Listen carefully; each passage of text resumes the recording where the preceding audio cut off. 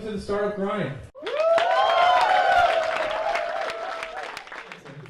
So, without any further ado, I'd like to welcome our guest tonight, Lisa Nelson. Come on up, Lisa.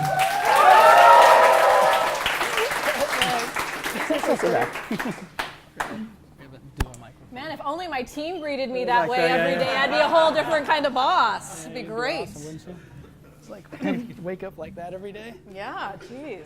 That is really, really special, so thank you for doing that. What a great experience. Well, first, just why don't you tell me, like, what a day in, like, let me first ask a question. I'll put you on the spot. Do you like doing these events? Because you're everywhere. I am everywhere. I travel a lot, and that's a whole nother story, which I'm sure we'll get into.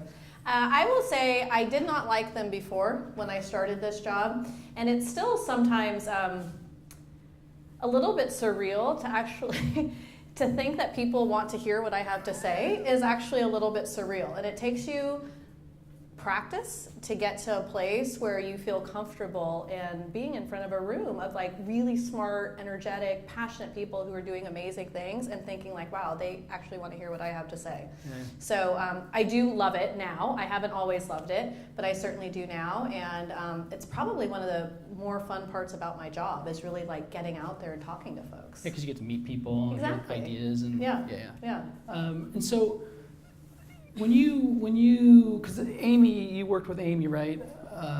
Amy Hood. And so when this idea came about, what was the conversation like between you guys? Like, where did it come from? Like, why start this? And because, I mean, you might want to tell the history. I know the history because my first guest that I ever interviewed was Roel Sood. Oh, wow. He just launched the fund the month before, and he was a first guest, so it was kind of a thing. Yeah. And so it's dramatically changed in 6.5 years. It has dramatically changed. So for those of you that don't know the M12 story, it starts about 6 years ago with Microsoft Ventures. And up until May of this year, we were actually called Microsoft Ventures. So here's what happened in the typical way a large company works. There's lots of overlap and people wanting the same things and whatnot. So Raul had started Microsoft Ventures about 6 years ago, and it was within a specific team, right? So it was within our Bing team at the time, and they had a very specific focus as they thought about startups and what they wanted to do with that. It wasn't a kind of corporate-wide initiative, if you will. And it was probably one of the bigger parts of startup engagement that Microsoft was missing. And for the longest time, and I don't feel bad about saying this because it's no secret and it served us really well, which is we were very enterprise focused. I mean, we built at that time $80 billion a year business focused on the enterprise, and it was awesome. Well, fast forward, a few years later, it's about 4 years ago now, we get a new CEO. And this new CEO hires a new head of business development. Her name's Peggy Johnson. She had been at Qualcomm for 25 years, had overseen some of the Qualcomm Ventures work and stuff, and she came to Microsoft. And at the time, I had been working for Amy Hood as her chief of staff. And when they hired Peggy, they said, hey, do you want to come be Peggy's chief of staff? And I was like, oh, I don't know. Most people only do kind of one stint as a chief of staff, and I don't know if I should do two. But they were like, hey, great opportunity, really senior female leader, think you'd learn a lot, and she's brand new to Microsoft, and it's a really complicated company. So she needs some help understanding like how to navigate it, who does what, how to build an org, that sort of thing. So I was like, okay, cool, that sounds interesting, and I liked the external perspective and engagement that I had in all the finance roles that I'd had. And so I went and started working for Peggy, and we literally were, we traveled the world for about a year, literally like in a different city almost every day. And she was very forward-thinking and didn't have kind of this legacy history at Microsoft. And she's like, hey, why don't we have a venture fund? She's like, we had this thing at Qualcomm called Qualcomm Ventures, and it did really well. And so I gave her some of the history and the context, because I'd been at the company for about 10 years at that time. She's like, well, I think we should try it again. Like, I think Satya, the Satya guy, like really, kind of thinks differently, and so maybe we should try it. Yeah. So I was like, all right, well, why don't I write a white paper, and let's see what happens. And literally, like 2 days later, we send it to our CEO, and nothing happens as quickly at, any large company. He comes back, and he's like, love the idea, board meeting next week, Peggy, you need to go present it. And so we were like, oh crap, like wow, we didn't think it happened that quickly. And so Peggy went and presented it, and they came back immediately and they were like, yeah, love the idea. And so I'll just tell you, I'll give you a little bit without going into too much boring detail, but the idea was really like a different way to connect with partners. And, you know, Microsoft has a long history of working with partners. We used to quote this stat all the time, and we don't do it anymore, and I'm not sure why. But for every dollar we make, our partners make $9. Like, that to me is just unbelievable. And it was Satya's thinking, like, okay, we've gotten, you know, $9 for all these people who sell our product and these enterprises and stuff, but what about like kind of the next generation of innovation that's going to happen? It's not going to come from these large companies. It's going to come from these small, agile startups that are doing amazing things. Yeah. So how do we kind of tap into that? And so there's a lot of discussion about that, but we basically figured like the startup, the venture fund was a way to actually be a part of that and have skin in the game at the same time. Because it's one thing when Microsoft comes knocking on your door and says, hey, 20-person startup, we want to know about what you're doing. Tell us all your technology, tell us your product roadmap, etc. Yeah, exactly. I mean, you get that door slammed in your face faster than you can imagine. And so this was like, okay, well, if we have some money in it and we're showing that we're invested and we're part owners and we really want to help scale these businesses and grow them to be successful, that would be a really successful way to do it. So we did that literally, I guess it'll be 3 years ago in December. And you know, a week later, after all that approval, we recruited who's my boss now in the Garage Cash App. We brought him over from Qualcomm Ventures. He spent about 3 or 4 months trying to figure out you know, how to work at Microsoft and what that actually means. And then he came to me and he said, hey, well, you know, you wrote the white paper, like, why don't you come join my team? He's like, I'm only going to have, you know, one senior role here in Seattle. I need somebody to run all this stuff. And how about you? And I'm like, no, man, I got a job. Like, why would I go do that? I don't know what VC is. I don't know any of that. He's like, I guarantee you'll love it. He's like, it's going to be way more fun than anything you've ever done yet. And so I was like, okay, I'll try it. And then here I am, you know, 2.5 years later, and it's just been phenomenal. Yeah, absolutely phenomenal. Yeah, super fun. But going back, okay, so I digress a little bit. Going back to the Microsoft Ventures story. So when we came about 2.5 years ago, we said, hey, to the Ventures team, we want that name. Because they weren't doing any sort of you know, VC work at the time. They weren't doing any investing. They basically ran our Microsoft Accelerator. So we said, we want that name. So we took it. They rebranded Microsoft Accelerator. And then fast forward like 12, 18 months later, people would still come to me and ask me like, hey, so Lisa, you run the accelerator. And I'm like, no, that's not what I do. And they would go ask the accelerator people like, you know, hey, you guys, can you give me funding? And they're like, no, we don't do that. So we finally put an end to all this craziness. We said, we're gonna put a moratorium on the name Microsoft Ventures and Microsoft. And everybody has to come up with a different name. So we came up with this name M12. And so M stands for Microsoft, and 12 is the number of letters in the word entrepreneur. And so we thought it was a really nice way to kind of combine, because like as Microsoft, we're, you know, we're supporting you, we're a part of you, we're part of the family, etc. Yeah. And plus it just sounds really cool, kind of like MI6 or something. So yeah. We liked it a lot. So it's kind of secret-ish. Yeah, exactly, exactly. Yeah. A secret handshake or something. Yeah, exactly. And so now you've got a fund and you're writing checks. How many checks have you written so far? We've written 67 checks 67 in 2.5 years. Wow. That's quite a bit. That's quite a bit. It is quite a bit, yeah. Wow. And our check size is, you know, generally $2 to $10 million. So our sweet spot is about Series A, Series B. Sure. We don't do seed, and we don't do later stage. Like there are other parts of the business that can really support those companies. So for us, A and B is kind of the sweet spot. And you're global, obviously. So if you've written basically 2 checks a month. Yep. 2-ish month. Yep. They're being written by someone over in China and someone in Tel Aviv and someone in, correct or incorrect? Kind of. So we say we're a global fund, and I'll qualify that. I'll say that we're an international fund. So we invest in North America, including Canada. Lots of great AI stuff happening there. And then we also invest in Israel, sure. So Tel Aviv, big hub, and then in Europe as well. Okay. We don't do China. You don't do China, Australia. You know, we will be making, we will invest in Australia and some of these other areas opportunistically. We're actually looking at a company in Australia right now, but it'll just be kind of a one-off. Uh-huh. I mean, our philosophy is really around investing in companies that we think we can really help, right? Because there's really no shortage of capital these days. There's so many people that have money, and we only want to participate in those deals where we actually think like, hey, Microsoft and M12 are going to make a difference here. Like we can do something to help this company that's unique to us that maybe another investor can't do. And we can do that best by having boots on the ground wherever we're investing, because we always want to take a board observer seat or a board seat if we're leading. And it's just too hard. If you're doing all these deals in Australia and Brazil and, you know, Kenya and stuff, like you're literally on a plane 24/7, and yeah. It's just hard to be super effective that way. Yeah. So we've decided just to concentrate in the areas we're in. We will, you know, we started looking in India. That's obviously a very big market for Microsoft and lots of good stuff happening there. But we won't do China. And the real reason behind China is, I mean, one, it's a complicated market, but two, like a $10 million check gets you nothing in China, right? Like these people are writing like $1 billion checks, $100 million checks. If we walked in with like our $10 million check, we'd be laughed out of the room. So we've just decided not our thing, and we're going to focus on other areas where we think we can have more impact. And then how does a decision get made? If I walk in and somebody says, oh, I like Mike's company, how does the decision get made? Is it consensus? Is it, who the champion is who brought me in says, I really like it, we really need, how does that work? Yeah, so we are, I think, 25 people on M12 right now. About 10 or 11 of us are investors, and the remaining is the non-investing team. So portfolio development, VC partnerships, and I can share more about that. But so around 10 of us that are investing. The way it works is that we all go and kind of source our own deals. We will bring them for discussion. We have our partner meetings on Tuesdays. Most VC firms have them on Mondays, and it's kind of all day. So we had to be different, so we did ours on Tuesdays, which is actually really great because that means I don't have to spend all Sunday reading memos. It's kind of nice. I can try to do that on Monday, and I still get some sort of a weekend. So we do our partner meetings on Tuesdays, and that's where we discuss all the sort of opportunities that we're seeing. Sure. And each person just kind of brings theirs to the table. We talk about it.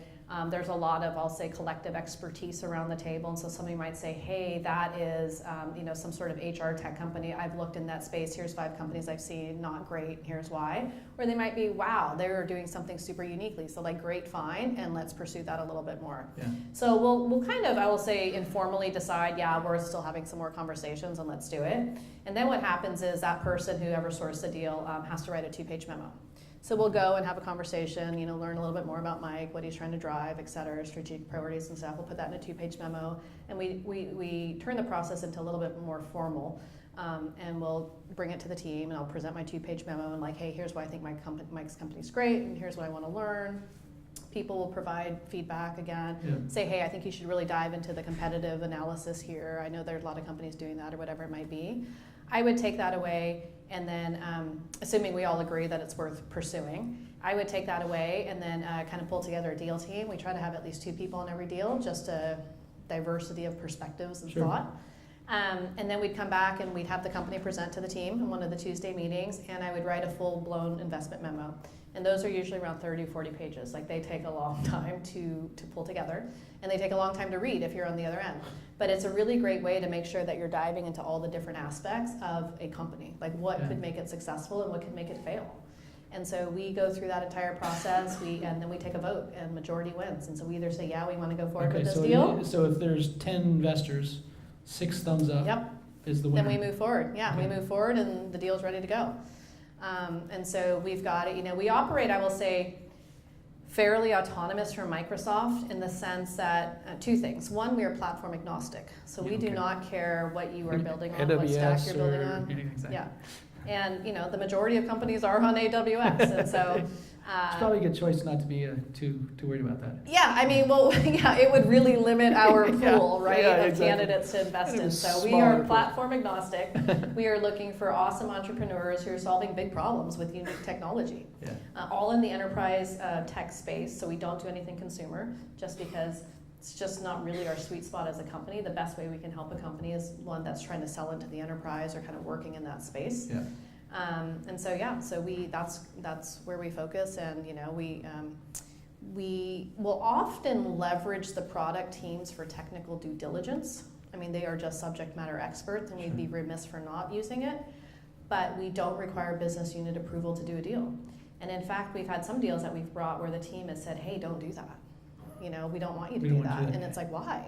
I mean, if it's directly competitive with something we're doing at Microsoft, we wouldn't invest in it because it'd just be too hard for us to help make that company successful. But sometimes, though, it might be like the product group will say, hey, we're going to build that ourselves. And it's like, great, when? 3 years' time down the road, it's like, all right, fine, no, we'll go ahead and, pursue it based on its other merits, if that's what we want to do. But yeah, if they said, hey, look, it's coming out next month, we'd pass on it, Yeah, but so I think that is a big differentiator for us, especially as you think about corporate venture funds. A lot of corporate venture funds are purely strategic, and they are there to really extend the existing product roadmap and what the teams are doing, the product teams are doing. And ours is deliberately set up differently, where I don't think about us as an extension of the product teams, but I think about us as an avenue to kind of test what they're working on and to agitate what they're working on and to make sure they're focused on kind of the next big thing. Yeah. So, 30 months, you've been at this for 30 months. What has been the, what have been the interesting or maybe the harder things to get pushed through that you were surprised about? Because you're an old Microsoft team, you've been there a long time, so you kind of know the game, so to speak. What have been some of the surprising companies, and you don't necessarily have to name the company, but like, what has been some of the stories that you're like, just it was harder than I thought, or a product team said, no way, you cannot do that, period, or what have been some interesting stories for one of the companies that you've funded, brought in the family, so to speak? Great question. I would say, I think, a big challenge that I run into frequently is that the product teams will recommend a company for us to invest in. Sure. And it's great because I want deal flow from everywhere, and especially if the product team is bought in. Often, I shouldn't say often, sometimes they'll be like, hey, I'm working with this partner and they're about to go bankrupt. Can you give them some money? And I'm like, no, that's not the business that we're in. That's not a good business model. And so they've caught on to that, right? And so now they're like, amazing company, blah, blah, blah, you got to look at it, so we'll look at it. I'm like, hey man, their financial projections don't look great or whatever it might be. Yeah. And they will come up with every story outside of that, like how strategic they are to what they're working on and how, man, if we don't have this entire product is going to fail and, that sort of thing. Sure. So that's a hard one because, we do want to help the product teams in any way we can. And especially when they're really passionate about something, you want to be able to do that. Sure. But then you have to kind of go back just to the core thesis of, hey, first of all, we are a financial VC and we have to make money on these deals. And then we are secondly more strategic, right? So like, how can Microsoft uniquely help this company? Yeah. So I'd say that one's hard. And the other one that's really hard for me personally is that I get to meet so many great people, especially like in the Seattle ecosystem. And yeah. They're just great, and they're so passionate about what they're doing. And even if I don't believe in what they're doing, I don't know what it is. Like the amount of love they have for what they do every day is so inspiring. And they're like, I just need $50,000 to keep going, and like I just can't do it, and it breaks my heart, right? But it's like, how do you keep encouraging them and motivating and helping them in ways beyond that check? Yeah. And that's a really hard one for me. Yeah, it's tough. I mean, yeah, it just is. It's so hard because especially, you've never started you've never been in a startup, no. Even just, yeah. M12 is the closest thing I've been to a startup. Like I think about it as a startup at Microsoft. Sure. Now I'll say we're a very well-funded startup, so I don't have to go do any fundraising. But the way we operate and have to scale and that sort of thing. But I've never had to literally put my heart on the line for that stuff. Exactly. So there is that when you hear that story, you put yourself back into those shoes where I've done it several times. You're just like, oh shit, I wish I could do, but it's like your right brain just has to say no, right? Right, exactly. Yeah. I'll say on the flip side though, what's awesome is because we do have a lot of capital and we do have a lot of resources at Microsoft, and there are amazing opportunities to help people in ways that I didn't think I could, in a professional capacity. Yeah. For example, something that's very near and dear to my heart is kind of the D&I initiative, right? Just in general, but particularly as it relates to VC. When I joined VC 2 years ago, I was kind of blown away at some of the shit that happens. It's like, how is this possible? Just explain diversity and inclusion. Oh, sorry, yeah. Sorry. Diversity and inclusion, and so lots of different things happening in that space, and I'm sure you've all heard the statistics, so I won't repeat them. But women in particular, and that's just an area I've been looking at. Women in particular get a lot less funding of dollars than men, right? And so for me, being able to kind of try to influence some of that in a way that is really impactful for the ecosystem and society, I think can only be done at large companies like Microsoft or some of these larger VCs, and so I feel very fortunate that I get to do that. One thing that we're doing right now is running a female founders competition. So we just closed applications about a month ago. We got several hundred applications, which was great, and we're going through those now, and we will pick 2 winners, and each winner will get $2 million of funding. That's awesome. So that's sort of flexibility and resource is just something I never really thought I would have. And I wouldn't have it at a smaller company. I wouldn't have it at a smaller VC. Like, I just feel so blessed to work for people who allow me to go do those things that I am passionate about. Yeah, it's just so helpful. I mean, in a number of ways, right? Yeah. Where do you see, this is 2018, where do you see that your fund in 2020, like 2 years out? Where do you think, like, is it always going to be strictly enterprise, Series A or B? I mean, are you ever going to do an early stage? I mean, what's the future look like for Lisa? You gave me a timeline, so I'm going to stick to that 2 years. timeline. I think in 2020, we'll probably be writing larger checks. Right now. Why is that? Because, candidly, I think it's because of just the ability or difficulty, I should say, in being able to scale. So for every deal we do, I really want to be able to help these companies. And I was mentioned earlier, I run this team called Portfolio Development.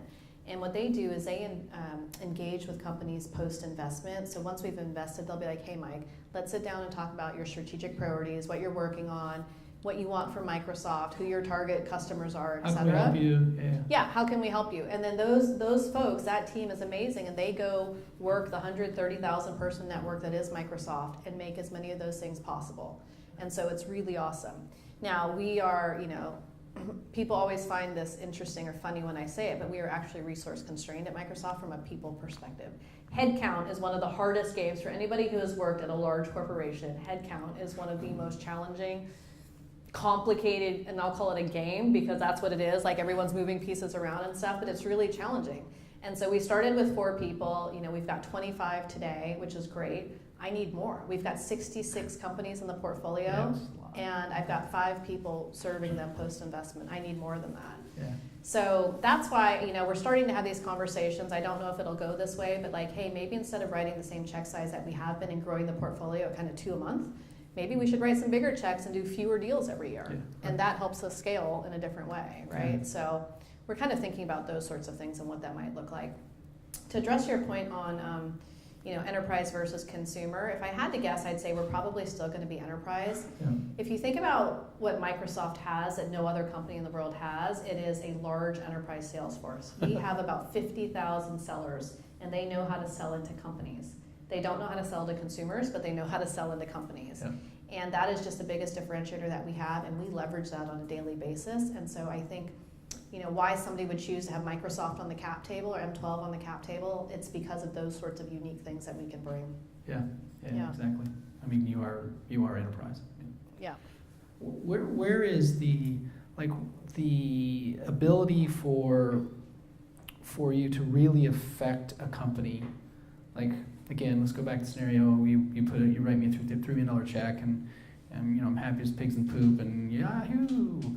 But where are the things that that, like, if I have a choice between Kleiner Perkins and M12, why do I choose M12 instead of Kleiner Perkins? Like, what is the thing that you like?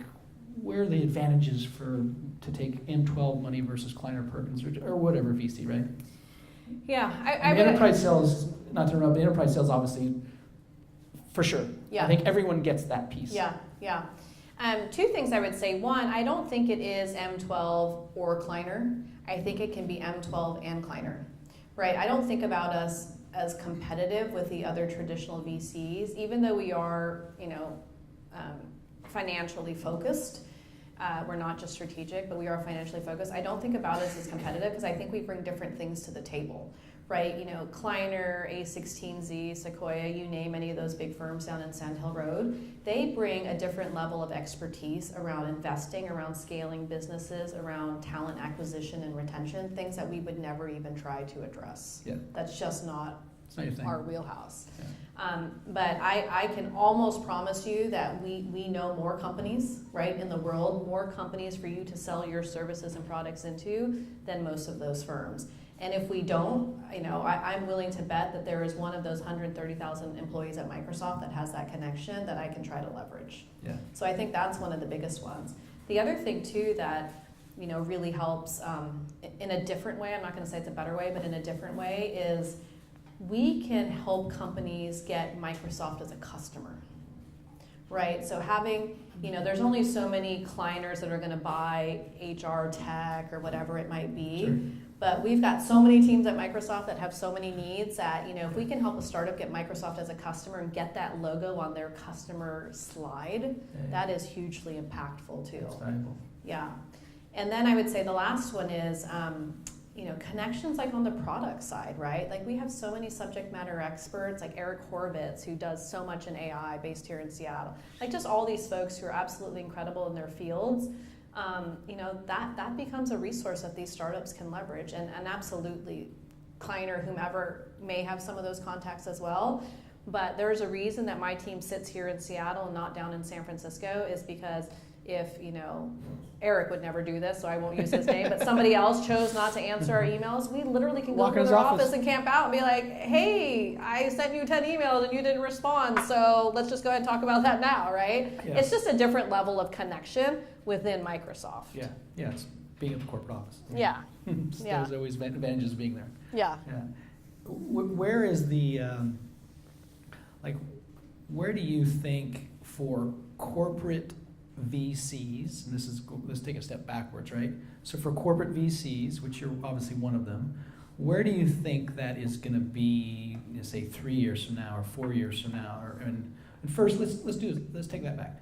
Today, where do you think corporate VCs? What is that world like? Is it a great thing to have a corporate money in your pocket? I mean, as a company, where do you think the corporate VC world is? Because many companies have the VC arm now. They have some kind of arm. They're at least writing checks to people. Maybe kind of a fund, maybe half-assed or whatever. Yeah. Where is it today? Where do you think it is today, the VC world, corporate VC? Well, today, even relative to 2 years ago when we started, I mean, corporate VC is so much pervasive. Like every big company you can think of has some sort of venture arm. And even ones, like I've met people and they're like, hey, I work for company X and we just started a corporate venture fund. I'd love to talk to you and understand how to do it. I'm like, I thought you just said that you started one. They're like, yeah, but we don't know how to do it. So can you help us? And I'm like, wow, okay. So everybody has one now, right? Like McDonald's, 7-Eleven, like everyone's trying to get this edge on like what is next and how do you stay ahead of the curve. So, so it's definitely becoming more pervasive. I think there's a real disparity, though, or difference spectrum in terms of corporate venture funds. I think there are some that are purely strategic, and they want to have a check. They want to be able to say that they're doing that. They invested in Mike's company. They got a little bit of ownership. You'll come back, say, hey, you got an offer on the table, and you're selling, and they feel pretty excited. And then there's kind of the other end of the spectrum, which is purely financial. I don't actually know of any that are there, but I can see some starting to go there. Yeah. And then I think there's us that kind of straddles the middle, right? Which is we are first and foremost a financial VC, and we have all these financial metrics and hurdles that we have to meet. But on the same token, we want to make sure that we are bringing some sort of signal back to Microsoft. But again, we would never require business unit approval to do a deal. The investing committee that weighs in, as I was saying, that votes, it just all sits within M12. Yeah. So we can make decisions, I would say, independent of some of the other things that are happening at Microsoft. And that's certainly not common in corporate venture funds. I've heard of some bigger funds that are starting to do that now, because I think traditional VCs see the value in that. And we get brought into a lot of deals. It certainly wasn't the case 2 years ago, but now we do. We get invited to participate in deals. And I think other CVCs are seeing that, so they're starting to change some of their mantra and mentality as well around that. And where do you think 3 years from now, where's it going to be in 3 years? Do you think it's going to go smaller? Do you think it's going to stay the same? 3 years is actually a fairly short amount of time, I think. So I would say we'll probably continue to see the proliferation of corporate venture fund. But 6 years down the road, I think some people will have realized, hey, we deployed all this capital. We're not really sure what we're getting for it, so let's not do it anymore and pull that money back in and save it for M&A or internal R&D or something like that. Yeah, that's that cycle, right? Yeah. You go up and they'll fail, come back down. And for Microsoft, is it a board? Is it at the VP level at Microsoft? People saying good things about M12, or at least maybe I wouldn't call it pressure, but like, hey, these guys down there at M12 are doing some good stuff. They're pretty cool. I mean, whatever. Is that happening? Is it the CEO level? He's saying this is good stuff. It is, and I can say that with confidence. I don't say a lot of things because there are so many people at Microsoft, so there's always a variety of viewpoints, but I know that is the case because I get so many incoming and inbounds on people at Microsoft who want to work with startups. They will reach out and be like, hey, I'm going to start up a new team and we're going to go work with startups. And I'm like, okay, what are you doing? Oh, well, we just want to go talk to startups and learn from them. I'm like, no startup has time for that. They're actually trying to run a business, so let's kind of revamp and figure out. So I wouldn't be getting as many incoming if that wasn't the case. But I will say our CEO is absolutely incredible, and he thrives on this stuff. So we have every other month we get what we call a startup showcase with Satya. And we, depending on how much time we get that month, we will invite somewhere between like 4 and 7 or 8 startups to come. And it started with a lot. The ones you funded? It started with ones that we wrote checks to. Okay. And now we've kind of cycled through a lot of those, right? The 65 companies. And so now we actually use our CEO as our closer. So deals we want to get into where they aren't really like, hey, I've got M12, I've got this other VC fund, we don't have a lot left open in the round. So we'll invite them, and inevitably, like, he closes the deal. Like, he's such a great schmoozer, business development guy, technical leader, inspirational, all that stuff. So he helps close deals for us sometimes, even though I don't think he knows it. But that's why we invite some of those companies. But he really gets energized. When we started doing these, it was just him and Peggy Johnson. And then he said, hey guys, like, this is so exciting and I'm learning so much, like, we got to open this up to some more people. So if you're working on a, productivity SaaS company, let's invite the productivity team here so that they get to hear this and see this. So he thinks about it, one, like an opportunity to learn about the technology and see what's happening out there. He sees it as an opportunity on how we can work differently. I mean, he's made some amazing comments. Like, we always have these great debriefs after, like once the startups have all left the room. And he'll be like, wow, that team of 30 people just created something. I had 500 engineers working on it. They haven't gotten anywhere close. He's like, we're doing something wrong. And he will get that team in there and like, you guys got to work on this. So it's pretty amazing from that perspective. And he's very, very pragmatic, which is just incredible to see for somebody at that level. Yep. And then the other thing he uses as an opportunity for is to calibrate talent, right? So he gets to meet these thought leaders and business leaders and entrepreneurs that are driving amazing things. And, often he'll be like, why is that woman not working in our company? Like, why am I not employing her? I don't understand. She's the top of her field. Like, what's going on here? Yeah. So he uses it for that opportunity as well, as does everybody else in the room now. But they're still pretty small.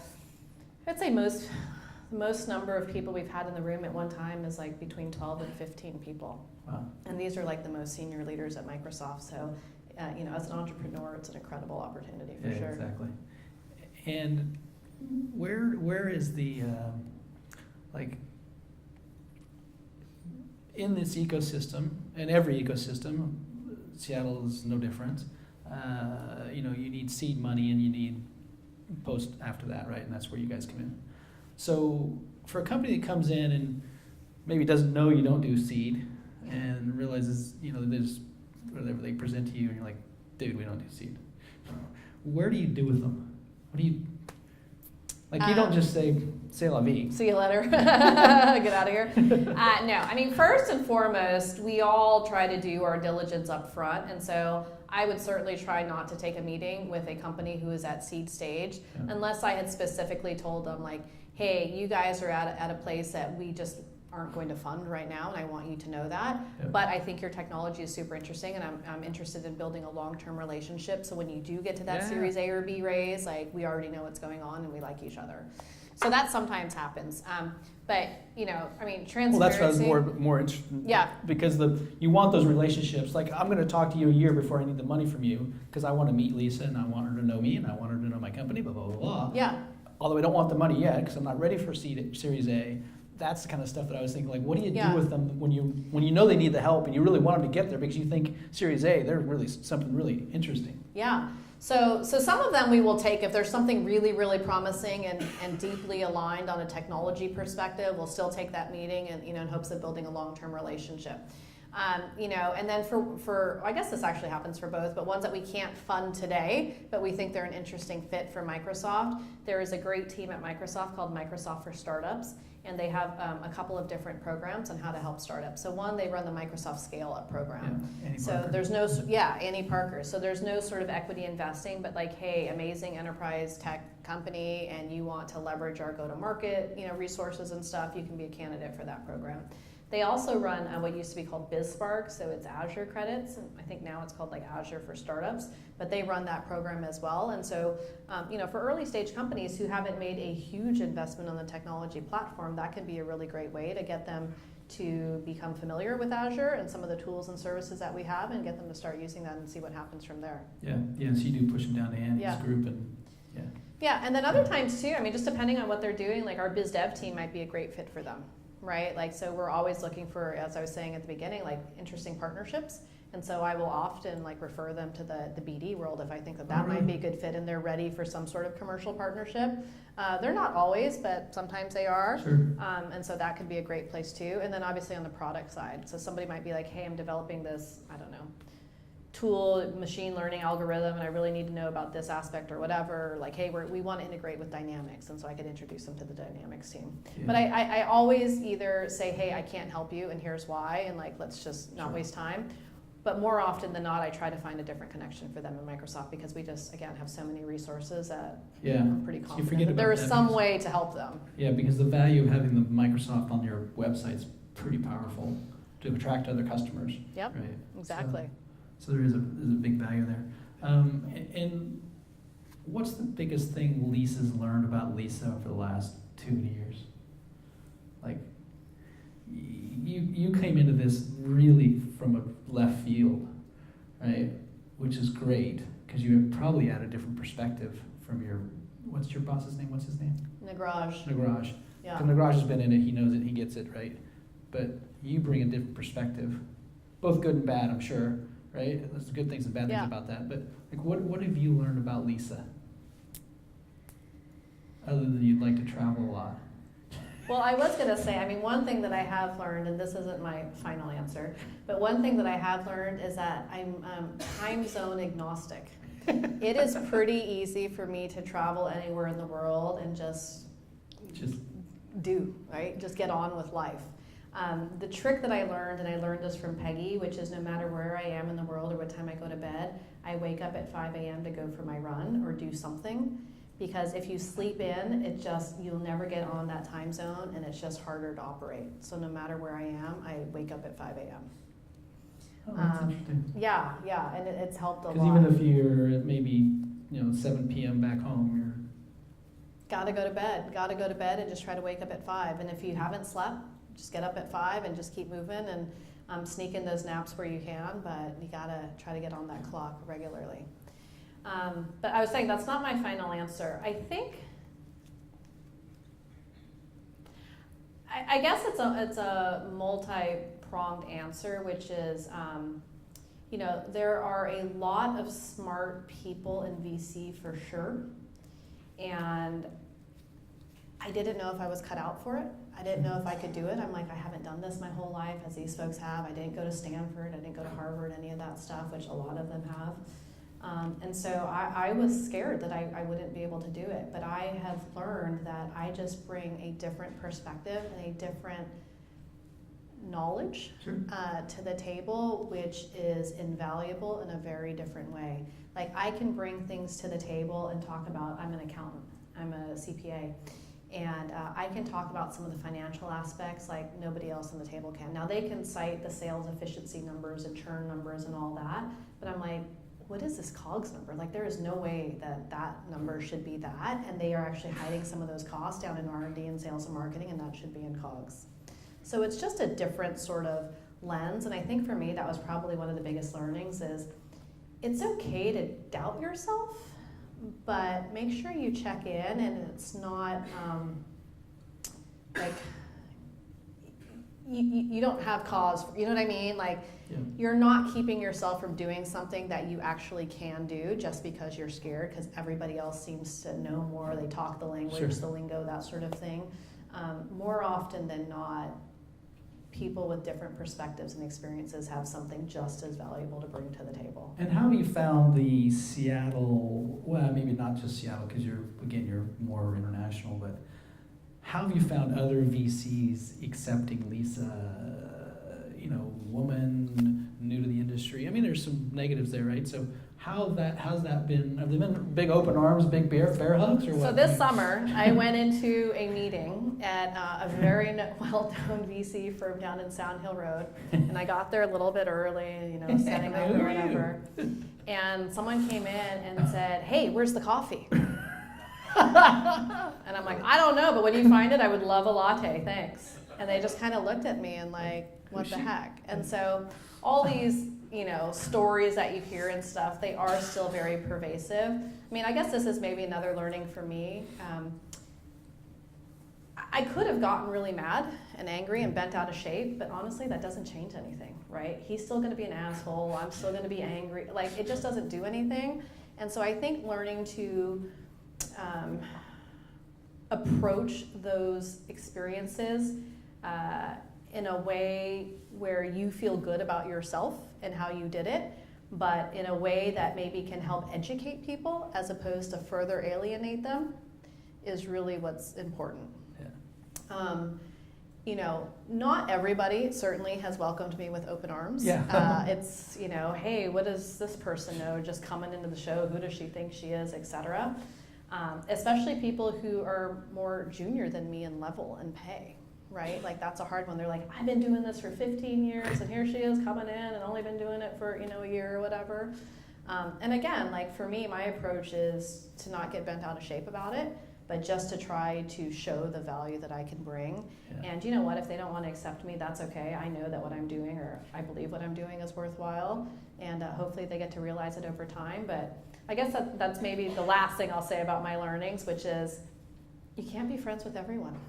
You can't be friends with everyone. Not everyone's gonna like you. Yeah, not everyone's gonna like you. And I used to have a real complex. I wanted everybody to like me. And I don't mean in this job per se, but just kind of, as you get older and stuff, you realize these things. I'm like, I'm okay, and I'm okay if I don't like you. Like, it doesn't mean we can't work together well, but just means we're not gonna go for a beer afterward. Yeah. And that's totally acceptable. Yeah, absolutely. Yeah. Feel free to raise hands, guys. Questions? Go ahead, Sergey. Just wanted to ask for the numbers of your venture capital firm. Like, your survival rate of the startups that you are funding, and what's the exits that you're looking for, or if you are looking for exits at all as a venture firm? We are looking for exits. Again, we are more similar to a traditional VC than a corporate venture fund, and so we're in it to make money. I think we were maybe a little too humble in thinking about our exit strategy, and we figured kind of 5 to 7 years before we saw our first ones. And actually 2 years into it, so in June, we had 3 exits. No sort of unicorns or anything like that where we made billions of dollars from Microsoft, but still healthy exits. Yeah, healthy exits, and that we felt really good about. In our portfolio, I mean, we haven't had any companies go under yet. I'm sure it will happen. We've certainly got, I can count a couple that I'm working with.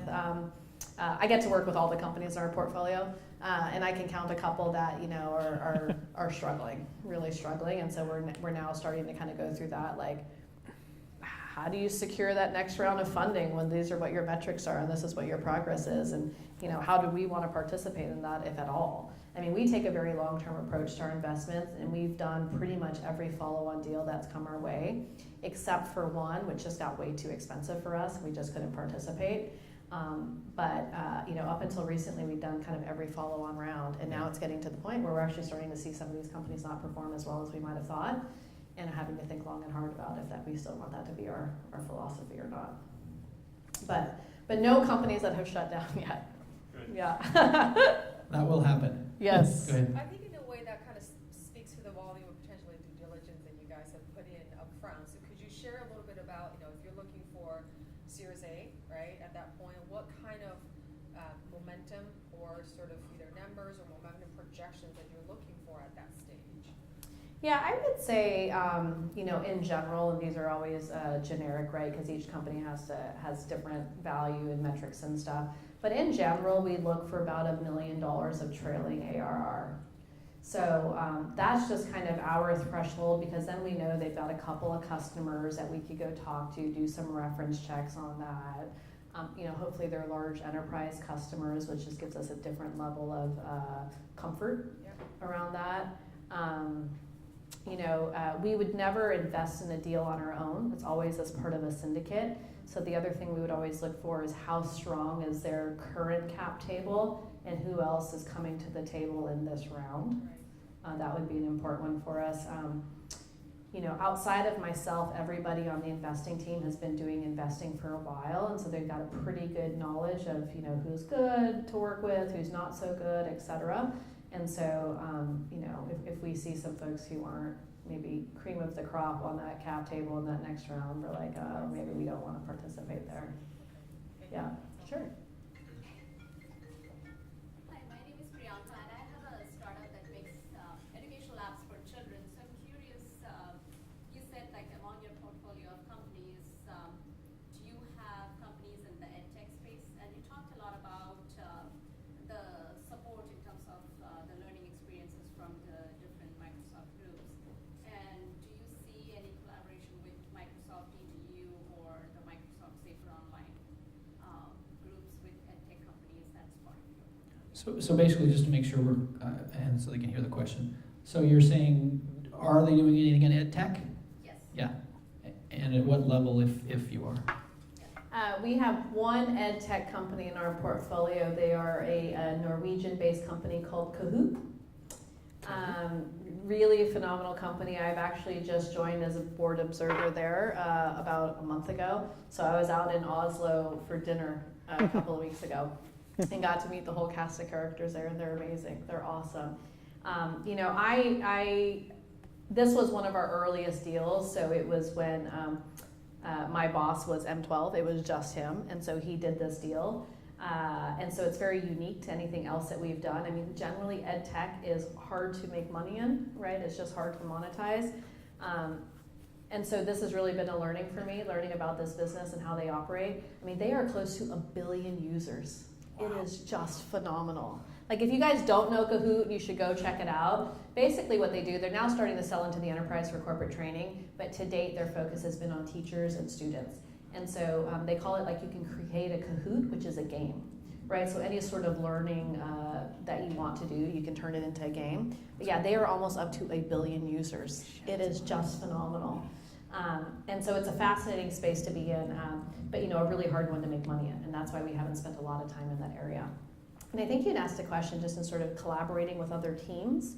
The Microsoft education team, it's led by a gentleman named Aaron Magato, and he's been very, very involved in Kahoot. It's something that he thinks about from a commercial partnership angle for Microsoft. Again, because they have 1 billion users, like that's 1 billion new people for us to be engaging with on a Microsoft platforms perspective. And just thinking through, like, how do we think about the next generation and influencing their technology choices? Sure. Paul? Yeah, it seems to me, thinking about it from the point of view of an entrepreneur, that huge portion of the value that Microsoft would bring would not be cash. Cash is green, a resilient source of capital.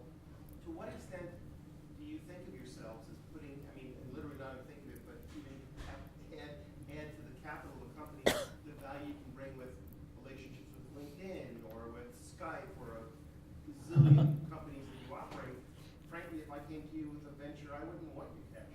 I want just, one relationship that would turn my business into something that's not. So to what extent do you do that and really put that forward?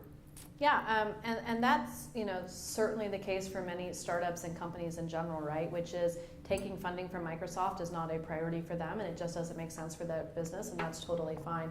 For those companies, we have different ways to help. So I was saying, like, the Microsoft for Startups team, Azure credits, business development, commercial partnerships, etc.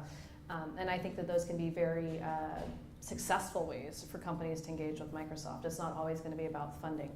The thing I will say about M12, though, and startups who did get funding from us, it is a different level of visibility within the organization.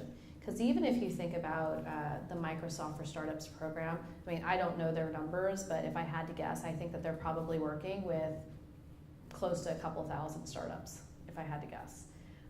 With M12, we're working with 65 companies. We can spend time with those 65 companies, getting them in front of our CEO or our head of education or head of dynamics or whatever, just in a way that is really hard to do when you are supporting 2,000 companies or whatever their number might be, right? So there is that sort of different level of visibility and exposure and support that you can get through taking a check from Microsoft. Again, it's not always right for every company, and we would never encourage people to do it if they didn't want to. The other thing I'll say, and this is a little bit of a tangent, but I think important, I haven't mentioned it yet, which is, we invest in a lot of companies and they're on AWS.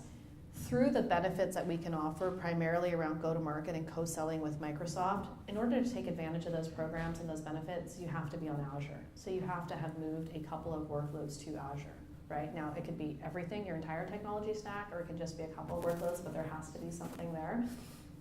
And I don't push, not all 65 of our companies are on Azure. And I don't push them to do that. It has to make sense for their business. The worst thing that I can do or my team can do is push a company to be on Azure when they are not ready, and that makes their company fail. That would be horrific. And so it has to be absolutely the right time, meaning that they have the right resources in place to be able to support that, and that they want to. Yeah, it's bad PR too. Yes, very bad PR as well. Very bad PR. I mean, it's a natural way for people to want to engage with Microsoft, certainly that go to market, but again, it's not right for everybody, just like equity, taking equity from Microsoft wouldn't be the right thing for everyone either. Good. So I went through the Azure Accelerator and took some funding from Microsoft Ventures in the previous life. What's the main difference between M12 and maybe the Previous. experience we have?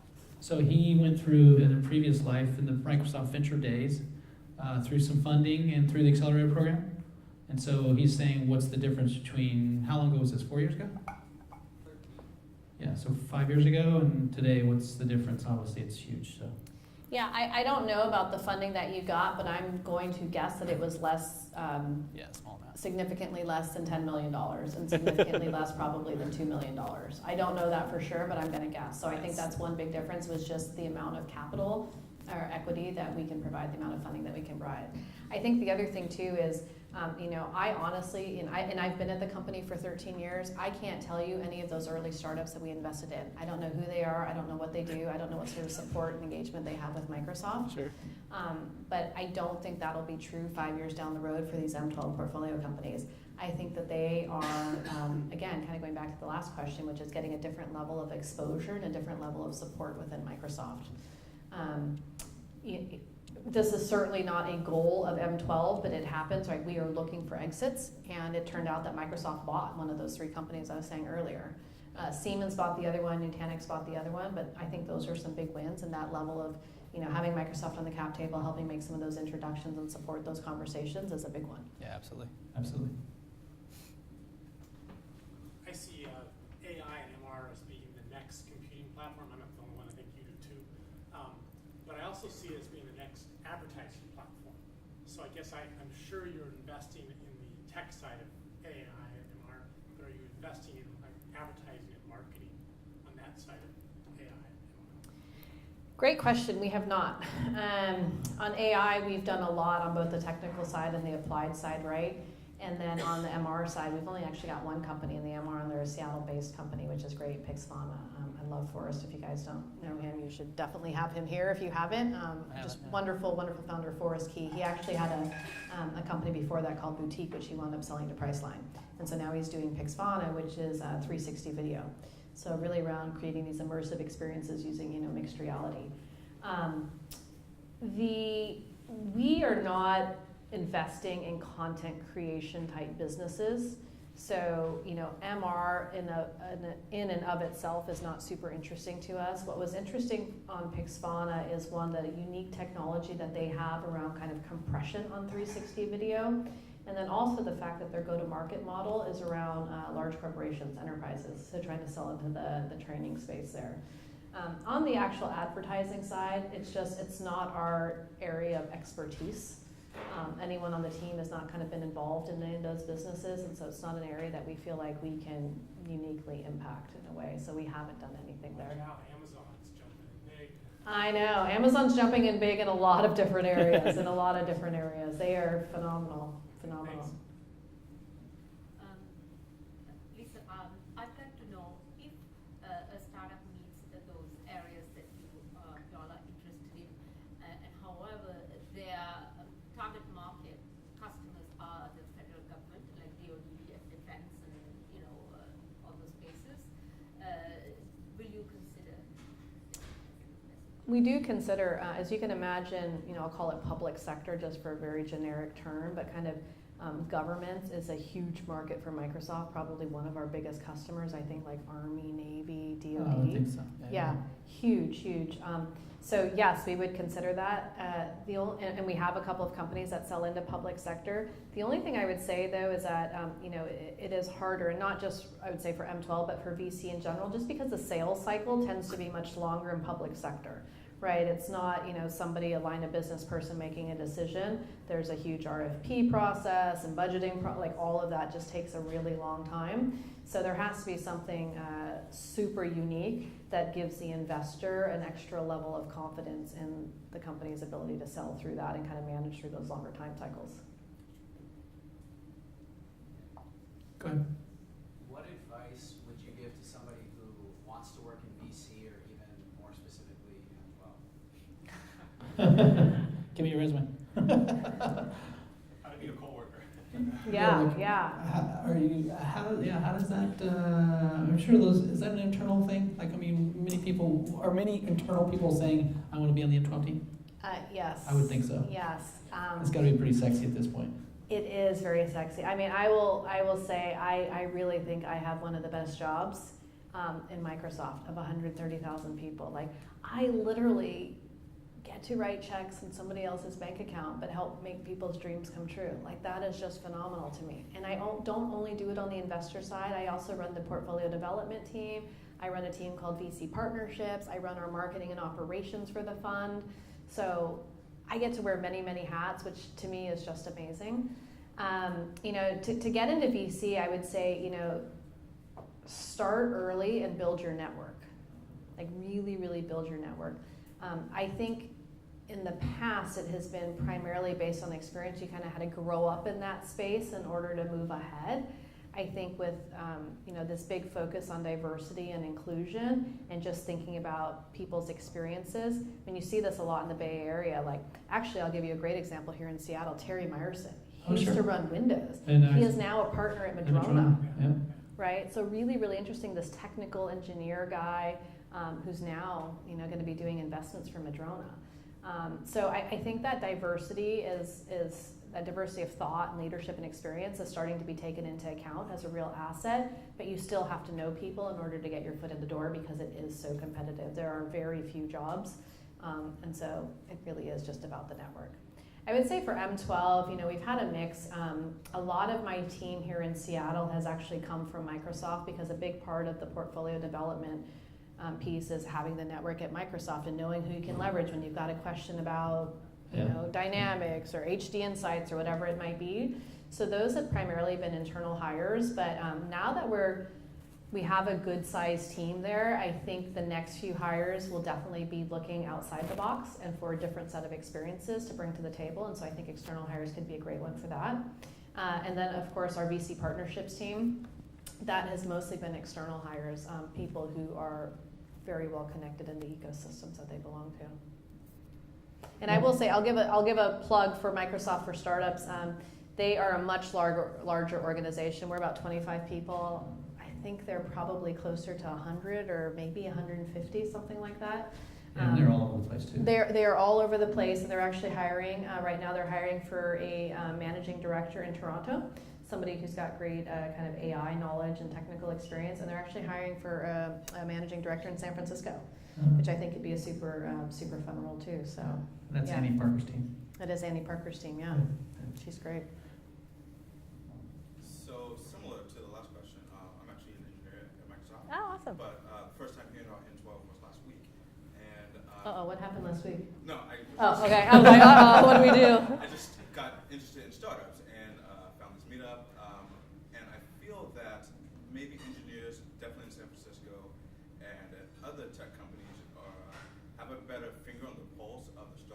growth in their domains. And I feel like my colleagues and myself, you don't really know what's going on in the enterprise space and startups. So I'm wondering, this is probably not in the scope here, but like, what's the feedback loop between M12 and ICs like myself, and maybe in the opposite direction as well? Yeah, I will say our feedback loop has primarily been at the most senior level, so kind of Satya, our CEO, and his direct reports, and then maybe even the next level down, just because they are the ones who have been able to make decisions about changes in the way their orgs work, or sort of new partnerships, new investments, that sort of thing. I mean, the hard part is, like, while there's so many great things about working at a company the size of Microsoft, the hard part is that it just takes time to trickle down, right? Like, to permeate a new idea, a new thesis, whatever, through an organization of 130,000 people takes a lot of time. So I am more than happy if you have any sort of ideas on how we can better engage, at the IC level and that sort of thing. I'd love to do it. I mean, one thing that I spend a lot of time on is actually going to different teams and like speaking at their all hands. Again, super fortunate that people are interested in startups and want to hear about it, want to hear about how Microsoft is participating in that space. So that's one way that we've been doing it, but certainly not a super scalable way. I think about a year ago, we had Nagraj, my boss, on MS Web. So MS Web is like our internal homepage of the company, and we had him do a video, and it was like a 3-minute video or something, just kind of skimming the surface. We were called Microsoft Ventures at the time and that sort of thing, so we probably need to refresh it. But any sort of ideas you have around how we can better connect and get the story out, I'd be happy to take them. Yeah. I got one second. I got a question. How did you earn your first dollar that wasn't from a relative when you were a kid? Oh my gosh. So what did you do? That can't be from a relative, and you had to really do something. It can't be just somebody giving you $1. Like what job did you have, and how old were you? It wasn't a real job per se. It was kind of a naughty job. So I used to find textbooks that students had left around, and I would take them and then I would rent them out to people who needed them. So I was very much Really? Yeah, because textbooks were expensive. I actually really remember this. This was in the 5th grade. I was going to. So where were you getting the textbooks? Like, you just laying around I know, it's so bad. Fell off the truck. No. People left them. I can't believe I'm admitting this. No, people left them. So I went to this. I went to school in the Philippines at the time, in Manila, and I went to IS Manila. And people would leave textbooks around, and if they had been there for a while, I took them, and then I'd be like, "Oh, hey, Mike, you're missing your math book. I'll rent this to you for 50 pesos or whatever it was." Awesome. Yeah. So that's your how I cost made of my goods first. is pretty low. Yeah, very, very low. Very low. I mean, risk was high. Risk was high, but the cost. Yeah, but thankfully I didn't get caught, and then I don't know why I stopped doing that. Probably because it's illegal. Maybe I don't know. Maybe. I don't Call know, me but I crazy. did stop doing it, and then I don't think I earned my next dollar until probably my first job when I moved to the States. So I moved to the States to go to college here in Seattle. I graduated high school in Thailand, and I had seen all these movies about American football players and cheerleaders, and I thought, that looks so sexy and cool. I'm like, Dad, I want to go to University of America.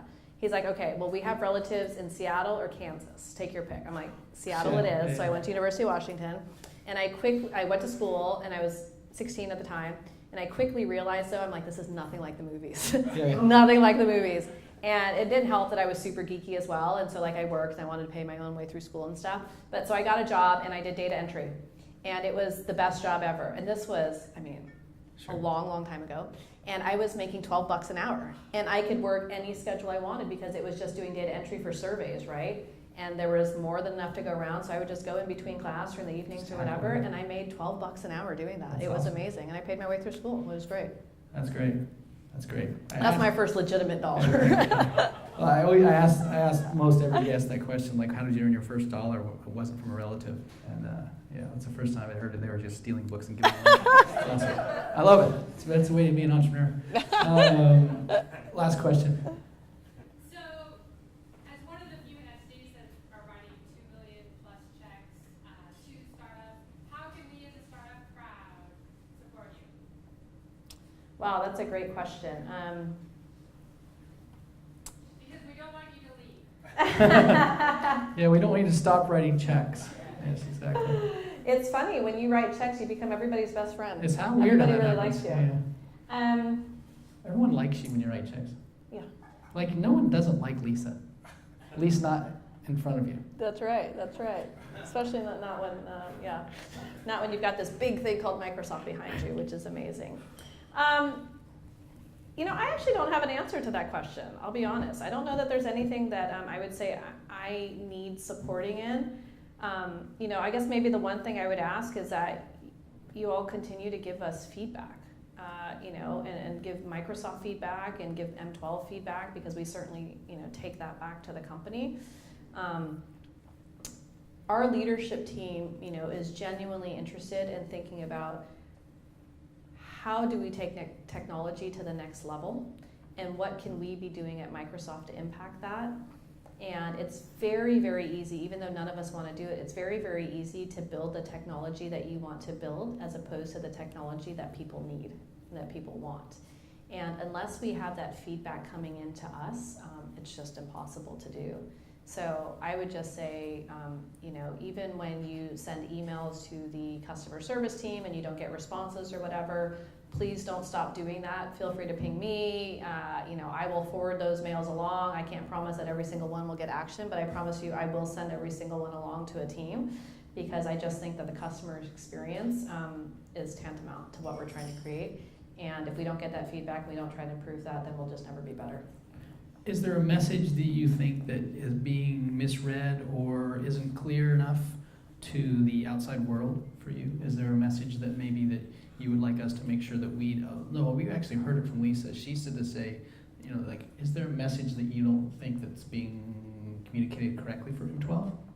Or is it all has it been clear? No, I don't think it's been 100% clear. I do think that there is still confusion or lack of awareness that M12 is doing VC work, yeah. right? Like that we actually are investing in startups. So I guess maybe to answer your question, helping permeate that and reinforce that would be great. That's probably the biggest thing, I guess. I mean, M12, I think, within our circles, people know what we do now, and it's certainly growing, but there's still a lot of people who don't know that Microsoft genuinely cares about this space and is writing checks and wants to help, and so that would be a big one. Mike, can I ask this question? No. I think is beneficial. No, absolutely not. Okay.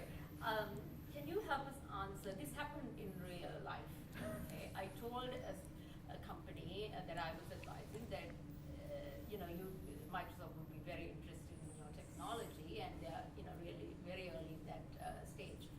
And then I encountered another one like that, and they were so scared of it being. I was asking, did you talk to them? Because I know my company is my IMCP partner, and I know the co-selling and all those great things that they can get, and I also know Women in Cloud and all those initiatives from Peggy and everywhere. But people outside of Seattle, they are so scared. They say, no, not now, no way. Until later, they think that Microsoft is going to steal Steal their idea? Now, recent initiative that Satya, he joined the open source, open network and all that. That's very recent, right? But previously, even several years ago, when Steve Ballmer was the CEO, I knew because I was a Microsoft LCA in LCA is our legal team, by the way. Yeah. So I was the one of the police people to kind of check on the developers who were putting these open source components.